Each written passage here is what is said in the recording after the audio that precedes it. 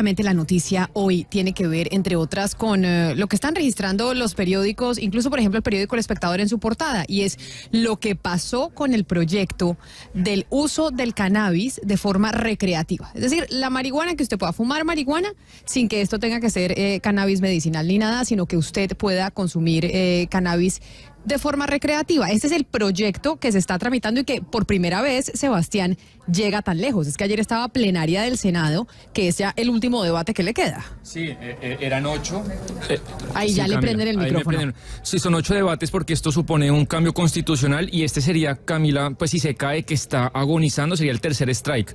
Los otros 2 strikes, acá los reportamos muy bien cuando Juan Fernando Reyes Curi empezó la iniciativa, la recoge Juan Carlos Lozada y una serie de personas de la bancada alternativa.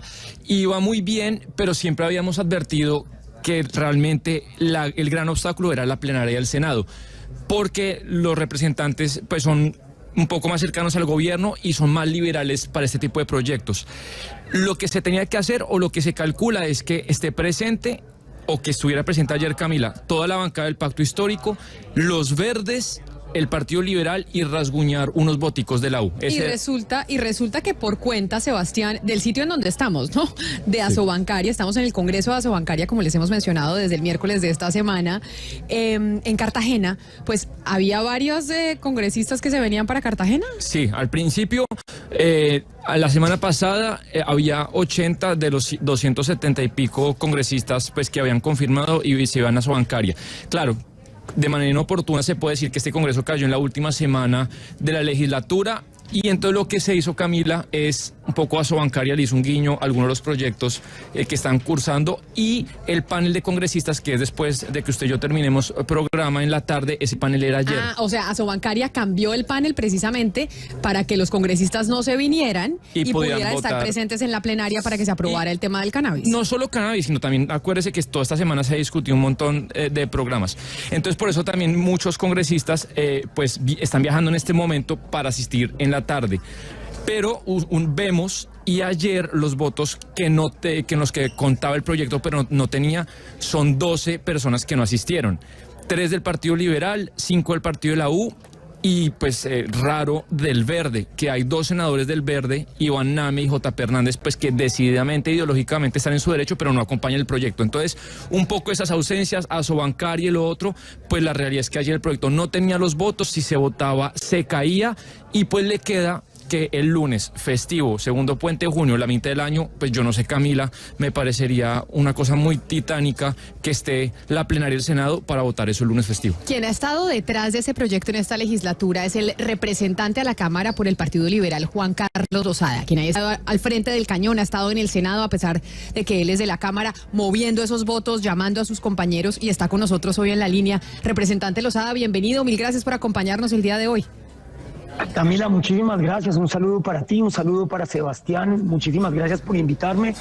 Y bueno, en estas estamos, ustedes lo han descrito casi que perfectamente. Explíquenos, a ver, ¿cómo es eso que hay 3 congresistas, 3 senadores liberales que no estaban, otros del Partido Verde que se supone tienen que ayudar a hacer quórum para que se pueda aprobar en esa iniciativa, y que no estaban presentes? Porque lo cierto es que, por más agarrón de Inti Asprilla del Partido Verde con J.P. Hernández del Partido Verde, de quién haya tenido la culpa, quién no haya tenido la culpa, la realidad es que si eso se votaba ayer, este proyecto se caía.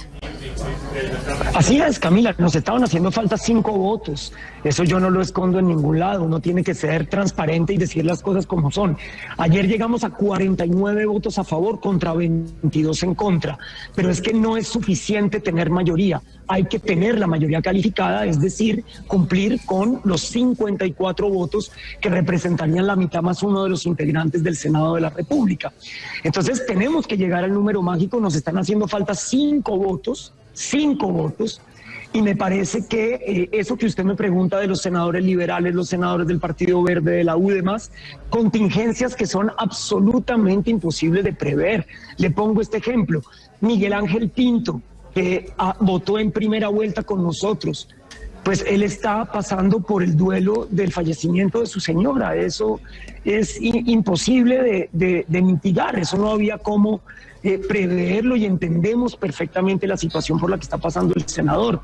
Por ejemplo, el senador Correa del partido de la U, que ha votado con nosotros permanentemente, le dio COVID y se supone que con COVID puede votar de manera remota, pero él estaba en el hospital el día de ayer, muy complicado.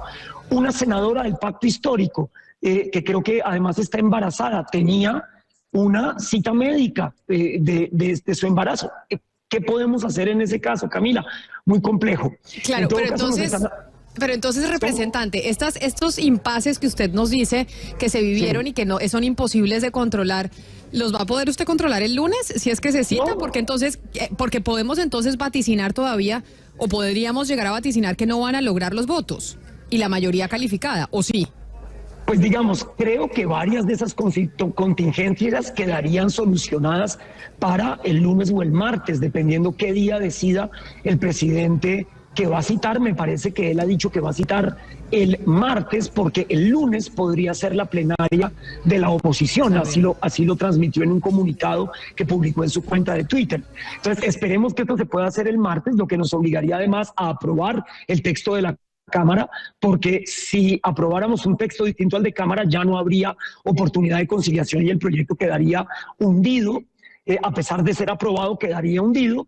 Entonces, claro, tenemos que ver cómo hacemos para tener 54 senadores sentados que voten favorablemente el proyecto dentro del recinto al mismo tiempo. Ese es el enorme reto que tenemos y creo que tanto la senadora María José Pizarro, que es ponente en Senado, como yo, no haremos otra cosa este fin de semana que pegarnos al teléfono y llamar a nuestros compañeros para asegurarnos que tengamos los 54 senadores sentados el lunes o el martes.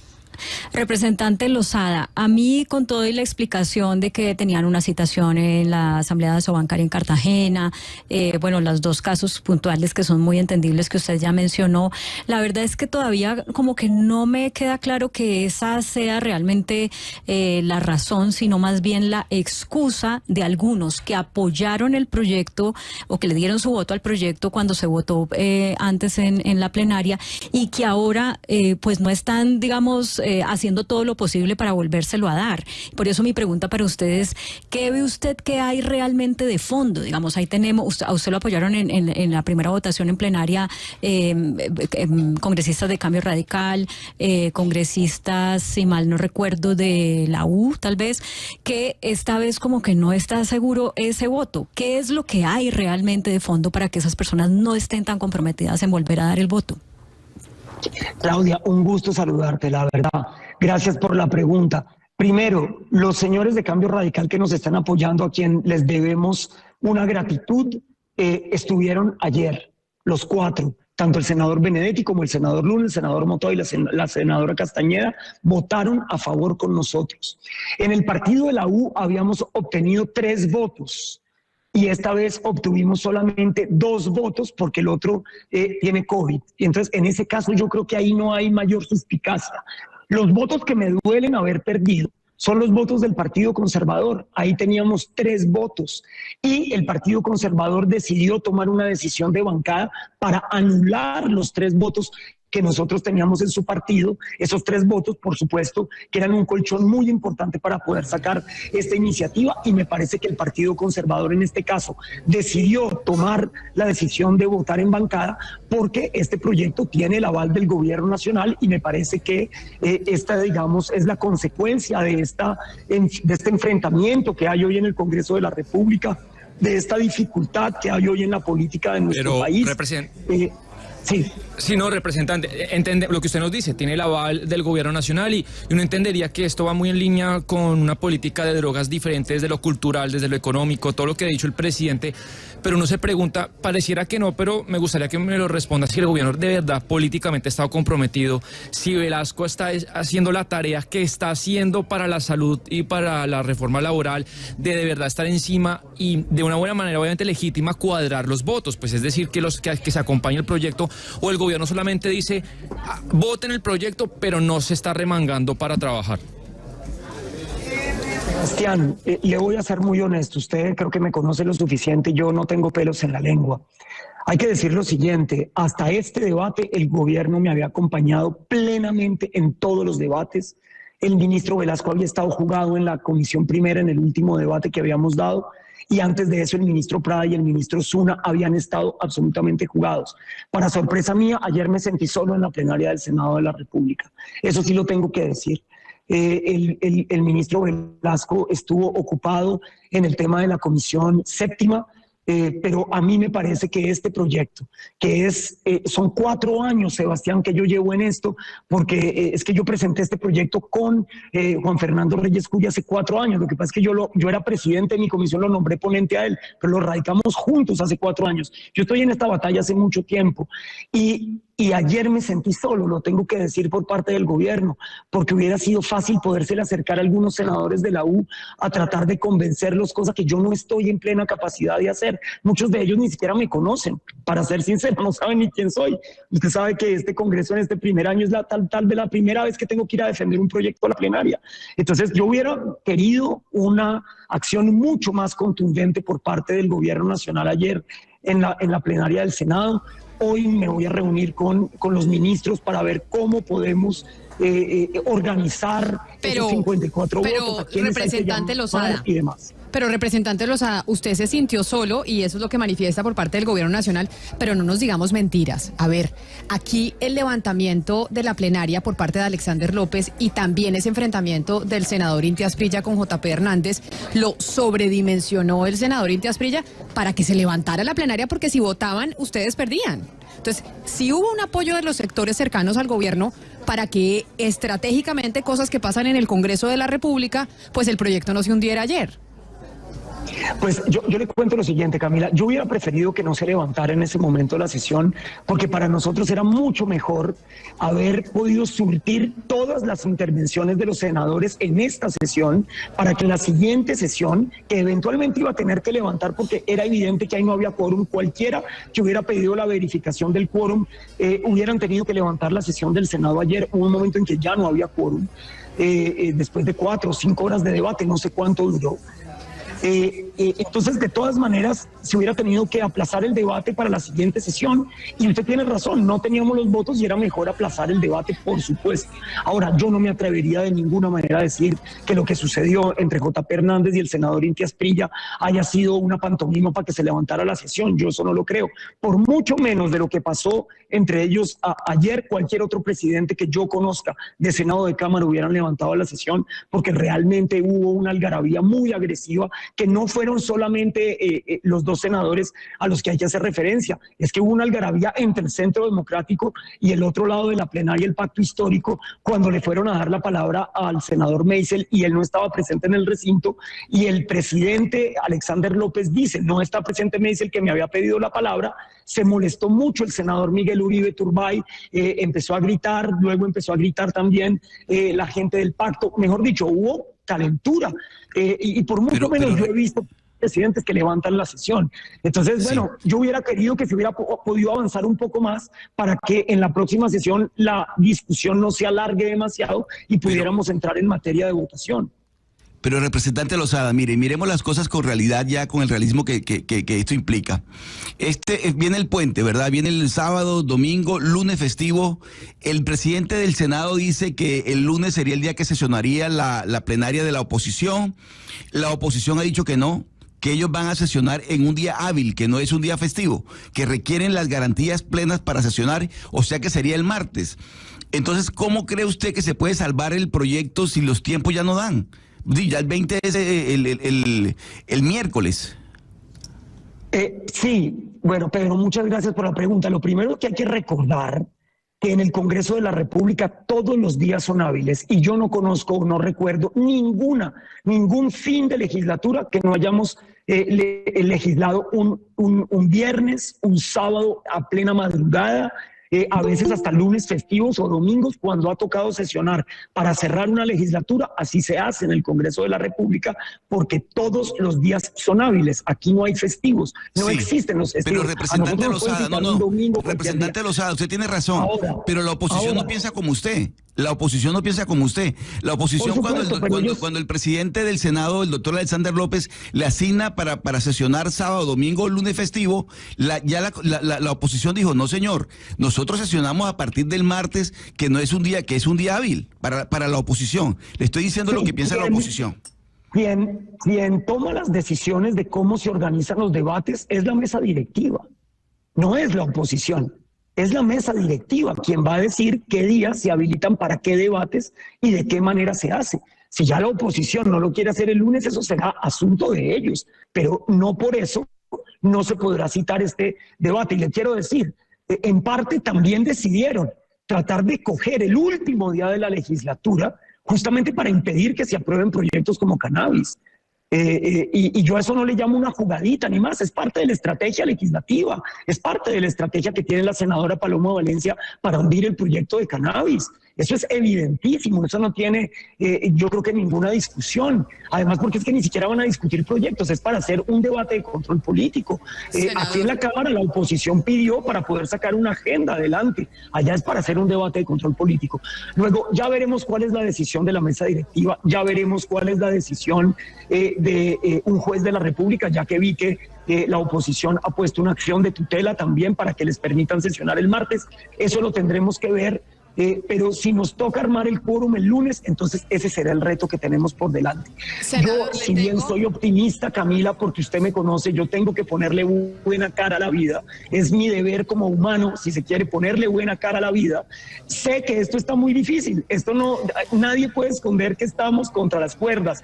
La tenemos muy difícil. Pero Camila, los mejores partidos de fútbol, usted que me acompaña a mí en el amor que tenemos por el glorioso azul, ¿cuántas veces hemos ganado y perdido en el último minuto de un partido?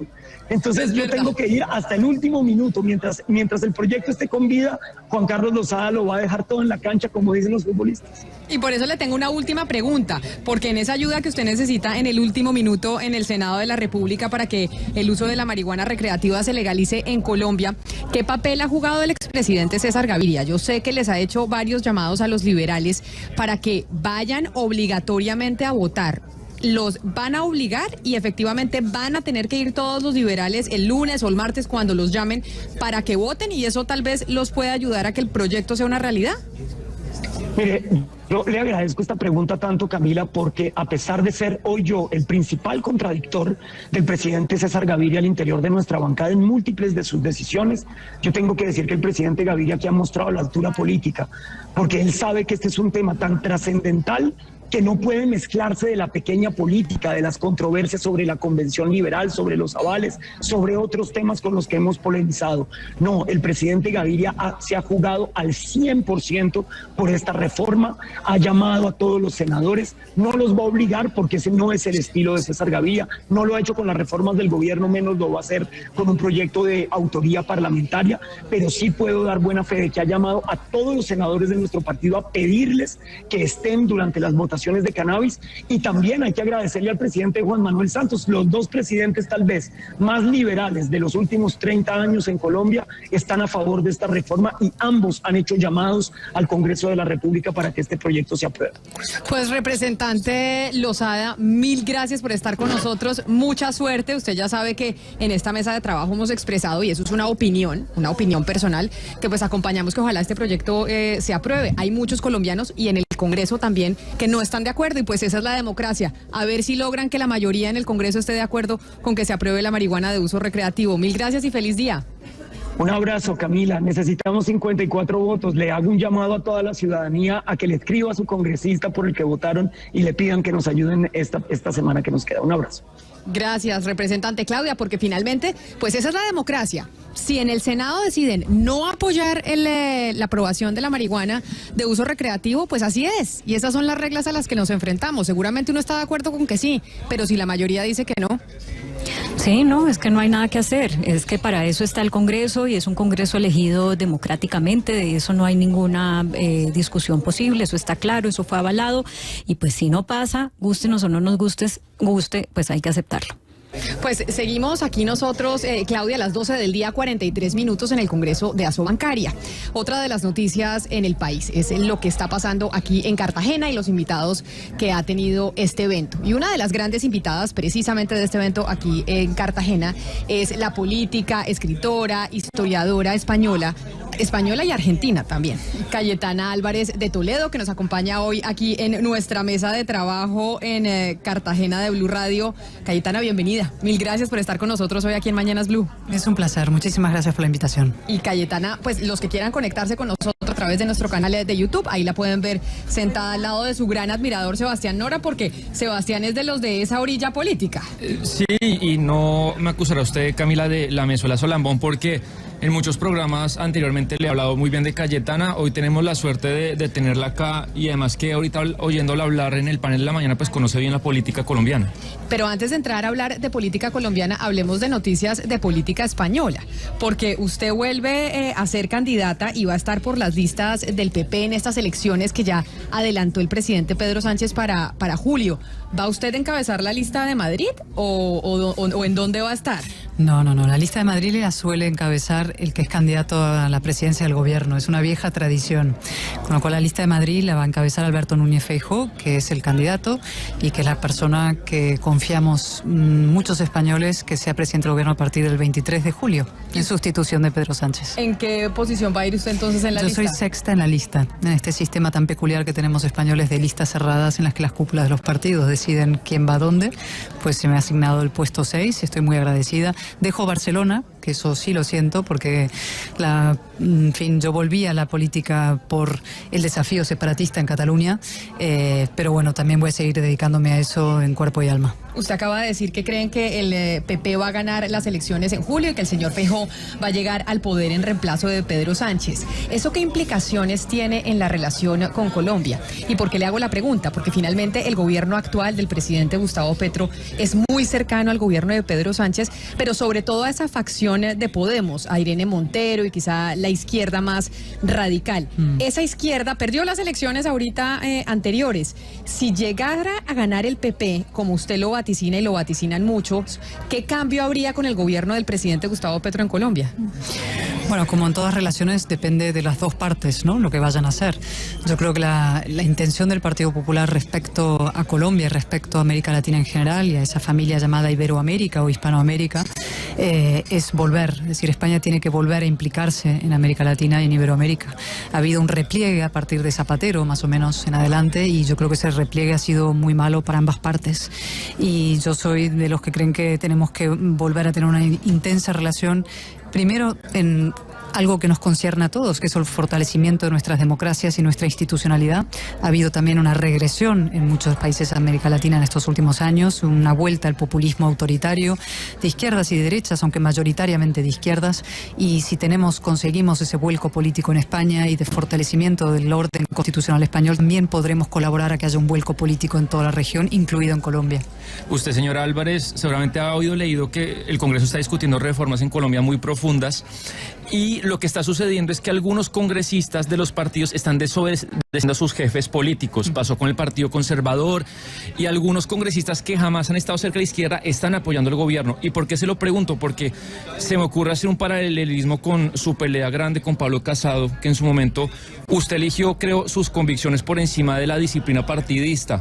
¿Qué deberían hacer esos congresistas hoy en día que están desobedeciendo a sus jefes? ¿Seguir sus convicciones o de pronto la disciplina partidista en un momento sí es lo deseable?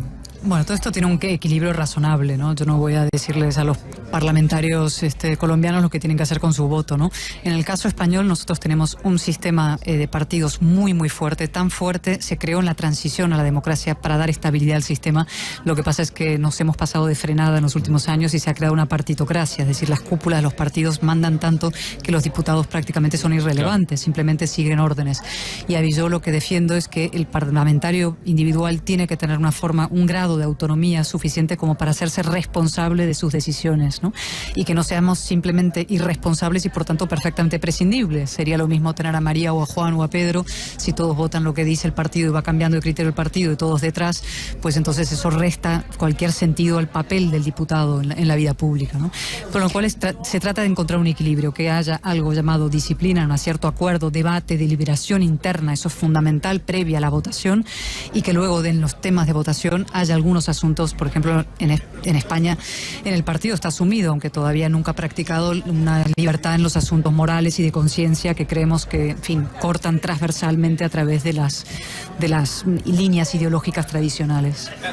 Señora Cayetana, yo quisiera saber su opinión respecto a si estamos en el mundo prácticamente condenados a estar siempre en alguno de los extremos y a este movimiento pendular que de alguna manera cuando está un extremo en el poder, digamos, genera tanto rechazo, tantos miedos y se genera una narrativa que se agranda por las redes sociales que luego no queda de otra sino de ir al otro extremo y así nos la pasamos de década en década en diferentes países del mundo. ¿Estamos condenados a los extremos o usted ve alguna posibilidad de algo más en el centro?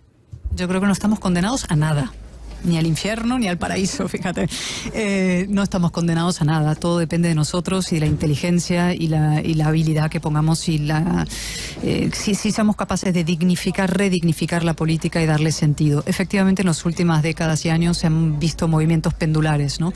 De izquierdas, digamos, reaccionarias, autoritarias, separatistas, a movimientos antipolíticos de derechas, ¿no? Entonces nos seguimos moviendo de un lado a otro sin dar estabilidad al sistema. Y lo que tenemos que hacer es fortalecer esa centralidad.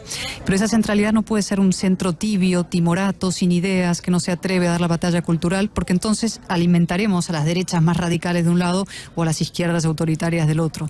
Entonces, al revés, yo creo que necesitamos una centralidad política, pero muy, muy firme en sus convicciones, en sus ideas y dispuesta a dar las batallas ideológicas precisamente en defensa de la democracia liberal. Y hablando de esos radicalismos entonces de derecha, la gran pregunta que se hacen en España, incluso en el mundo y en Latinoamérica, mirando a las elecciones de julio, es si ustedes terminarían pactando o no con Vox, que es un partido radical de derechas y que incluso tiene relación con los partidos radicales de derechas aquí en Colombia. Esos pactos se están haciendo ya en algunos sitios. No es que si vamos a pactar o no es una incógnita. Esos pactos se están haciendo porque hay un mal mayor. En España hay un mal mayor llamado Pedro Sánchez, tiene un gobierno llamado Frankenstein, lo llamamos así porque es una suma de muniones identitarios, separatistas, filoterroristas, golpistas, es decir, lo peor de cada casa se ha sumado para formar un gobierno disolvente para el orden constitucional. Y ante esa amenaza mayor, los partidos otros hemos dicho, bueno, tenemos que llegar a acuerdos para intentar evitar que ese mal mayor se perpetúe en el poder. La democracia no está a salvo, la democracia es algo frágil, la democracia es algo que hay que cuidar y no solamente cuidar, por la que hay que luchar y con brío y con energía y con fuerzas, ¿no? Y estas elecciones últimas en España han sido esperanzadoras porque nos hemos dado cuenta de que hay una mayoría de españoles que sí sintonizan con el orden constitucional y están dispuestos a echar a este gobierno, aunque sea llegando a acuerdos con fuerzas políticas en las que no coincidimos en cosas muy profundas, pero sí en algunas esenciales. Es que justamente lo que se pregunta mucha gente desde América Latina es por qué el crecimiento de estas olas ultraderechistas. No solo en España con Vox, lo vimos en Francia con Marine Le Pen, lo vimos en Finlandia, en Hungría, en Italia. ¿Qué es lo que está pasando? ¿Por qué este surgimiento de estas olas radicales de derecha? ¿Y por qué están surgiendo olas radicales de izquierdas? Pregunto yo. Porque claro, esa pregunta me la pueden hacer y en España siempre se dice la ultraderecha y no se dice la ultraizquierda cuando se habla de Podemos. Eso es siempre muy interesante, ¿no?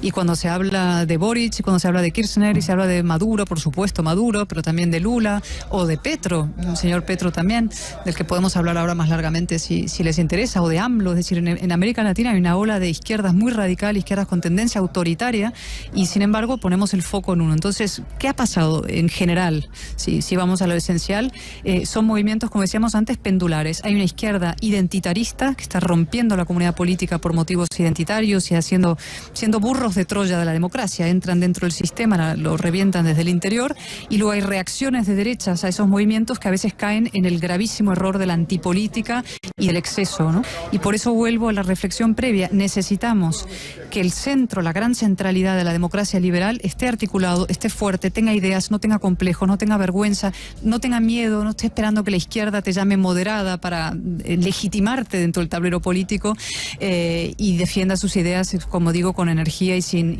miedo. Eso es absolutamente esencial y sea capaz de reagrupar un espacio muy ancho de personas. Y lo estamos haciendo, yo soy muy optimista. Creo que en España va a suceder. En Chile ha habido una respuesta mayoritaria social contra el gobierno de Boric y yo creo que vamos a empezar a reconstruir desde los principios de la democracia liberal esos espacios. Usted acaba de decir que si queremos podemos entrar a hablar del presidente Gustavo Petro y lo mezcla en una frase con los radicalismos y también las dictaduras de izquierdas. ¿Quiere decir esto que usted considera que el presidente Gustavo Petro en Colombia, y si así lo podríamos relacionar con el pensamiento del PP, el Partido Popular en España, consideran que el presidente Gustavo Petro en Colombia es un riesgo para la democracia, que puede ser una figura autoritaria? ¿Es lo que le entendí o estoy mal interpretando? Por supuesto que es un riesgo para la democracia, pero es que lo piensan los propios colombianos. Un señor que habla de que hay un golpe blando en Colombia es una persona que no está analizando bien la realidad de su país y que está inventándose una amenaza para, digamos, defenderse de su propia inoperancia. Y yo lo que digo es que ninguna democracia está a salvo, ¿no? El presidente Petro estuvo hace poco tiempo en España y a mí me impresionó, ¿no? En vísperas de esa visita a España, pues lanzó graves insultos contra el país, cosa que no se hace por una cuestión casi de buena educación en general, pero mucho más allá por una forma también de entender la política, que es, creo, la que él practica, como tantos otros también practican en estos momentos, que es ese atajo populista, ¿no? Es la utilización, en este caso, impúdica de la historia con espurios fines políticos, es el divide y vencerás, inventando un enemigo exterior, en este caso una España de hace 500 años, como también busca enemigos interiores, cuando ataca a los medios de comunicación, a periodistas señalados, o cuando ataca a los jueces y fiscales, o cuando demoniza a la oposición, cuando habla de golpe blando. Es decir, esas son prácticas típicamente populistas y que deriva siempre el populismo. ¿Qué es el populismo? Muchas veces me lo han preguntado. Mire, el populismo es el espurio culto al pueblo el impúdico culto al pueblo con espurios fines antidemocráticos. Siempre lo que hay detrás de un populista es una voluntad de acaparar el poder. ¿Eso le convierte en un dictador? Claro que no, evidentemente, pero en una persona que no está entendiendo ni protegiendo, defendiendo la institucionalidad colombiana, por supuesto. Y Señora ante eso Cayetana, hay que hablar con claridad y sin miedo. Señora Cayetana, cuando usted en una respuesta anterior hablaba de que se necesita entonces un centro que no tenga miedo, que no esté esperando que la izquierda le llame moderada, que se arriesgue, bueno, palabras más, palabras menos, yo pensaba, pero eso casi que es contrario al mismo hecho de ser de centro, ¿no? A la personalidad de quien pudiera abanderar lo que se pudiera llamar una ideología de centro. Por eso quisiera saber si hay ya un referente que usted nos pueda decir, mire, es por aquí un centro que podría funcionar. ¿Por qué es contrario al centro? Yo creo que tenemos un problema en general, las personas de centro derecha, que nos dejamos definir por la izquierda, ¿no? En España, por ejemplo, un centrista es una persona que es tibia en general con los nacionalistas separatistas. Eso es una perversión del lenguaje.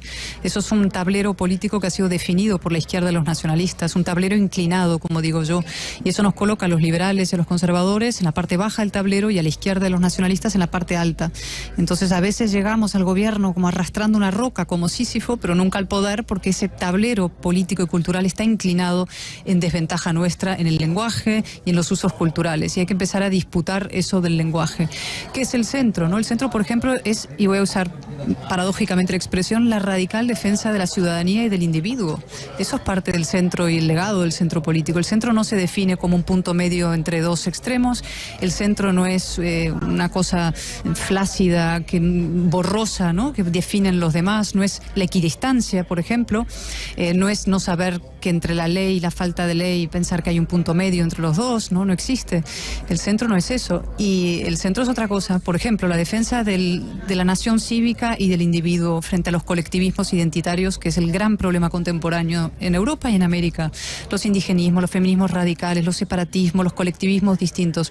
Pues una persona de centro defendería con mucho brío, incluso de manera vehemente y apasionada, la idea de la nación de ciudadanos libres e iguales, es decir, que todos somos iguales ante la ley y que a nosotros no nos definen nuestros hechos identitarios o atributos identitarios, sino simplemente se nos puede juzgar por nuestras conductas. Podríamos quedarnos mucho tiempo hablando con usted, señora Álvarez de Toledo. A nosotros se nos acaba el tiempo aquí al aire en Mañanas Blue, pero antes de despedirla, sí, quiero preguntarle, ya que está aquí en Colombia, que usted ya es una política activa, que está en campaña, que se devuelve hoy a España precisamente a seguir en esa campaña con miras a las elecciones de julio, ¿con quién tiene relación de la política colombiana? O sea, vemos que el Centro Democrático se está reuniendo con Vox, que la senadora Paloma Valencia viaja, se reúne con Abascal y bueno, una cantidad de cosas. ¿Usted con quién tiene contacto en la política nacional? Con muchos expresidentes, con algunos jóvenes congresistas y parlamentarios de distintos partidos, que algunos están aquí, otros no los he visto aún. Es decir, con todo el espacio que está, el espacio de la razón. Y yo creo, y este es un mensaje importante, la razón necesita representación. Si quieren que haya un cambio político en Colombia, no solamente hace falta, digamos, que mucha gente diga este gobierno de Petro va muy mal, que efectivamente va muy mal. No voy a entrar ni en los escándalos de última hora, ni en los problemas graves que tiene de estabilidad interna, sino hace falta crear y construir una alternativa política. Y eso es un proyecto de país y líderes. Y creo que Colombia ha tenido históricamente grandísimos líderes y tiene la capacidad para articular ese proyecto de país. Este es un país maravilloso y formidable y admirable. Y ese mensaje también lo quiero subrayar.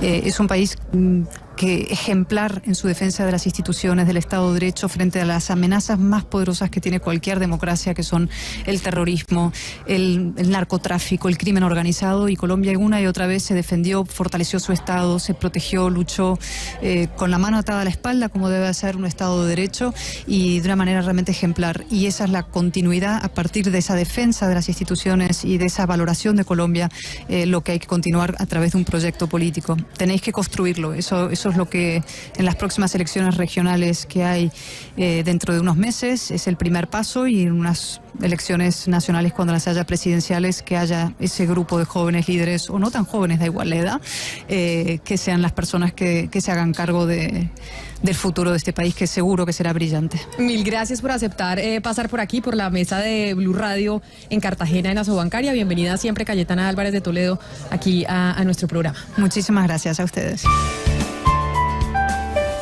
Blue, la alternativa.